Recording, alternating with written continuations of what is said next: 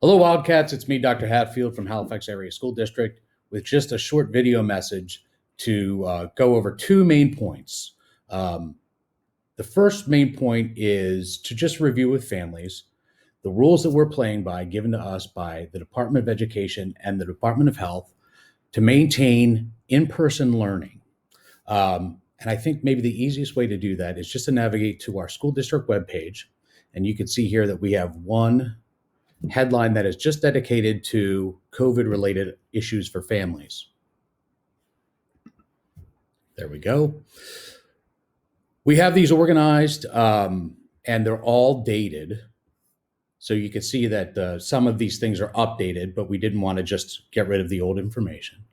And if we navigate right here, these are the recommendations for all schools in Pennsylvania to follow if we want to maintain in-person learning. We do consider the elementary, the middle school, and the high school, each its own separate building. And this is the matrix that we follow. So in the case of the high school this week, we had 3 cases of COVID or presumptive positive COVID cases. And the level of community transmission in Dauphin County is substantial. So we have to follow these guidelines right here. And as you know, we have closed Halifax High School to in-person instruction until at least winter break. So high school students tomorrow, Friday, December 18th, should log on to their first class for attendance and then log on to each class throughout the day. So we're going to move back to synchronous learning for the high school tomorrow. That's a little bit different than what we've done for all of our schools during this winter storm. We switched to asynchronous, which just means that there's no live instruction. The teachers just posted assignments and videos for students to do.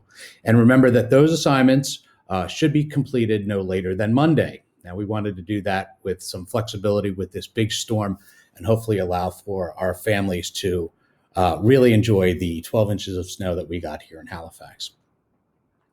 The second thing that I wanted to discuss is the calendar after winter break. The school board met on Tuesday night, and we discussed with them following a similar approach that we took after Thanksgiving break. So after winter break, classes for the elementary, middle school, and high school will not resume in person until January 11th at the earliest. So that will give us an opportunity to assess community spread after the winter break, all of the potential travel and family get-togethers. The one thing that I do want to highlight, though, and I think this is really important, if anyone in the house is not feeling well or is awaiting COVID testing, please keep your students home and do remote learning. The cases that we've had generally have come from families sending kids in. And oftentimes it is when no one in the house has any symptoms at all. And everybody thinks everybody's fine and then gets a test and finds out they're COVID positive. So in order to keep Halifax open, please follow all the recommendations from the Department of Health about masking and washing hands. But also, and most importantly, if anyone in your house is sick or awaiting COVID testing, please just keep them home and go through remote learning. And it's very easy. All the students know just to go to Canvas and go to their classes, and then just let the office know that your student is moving to remote learning. All right, that's all for now.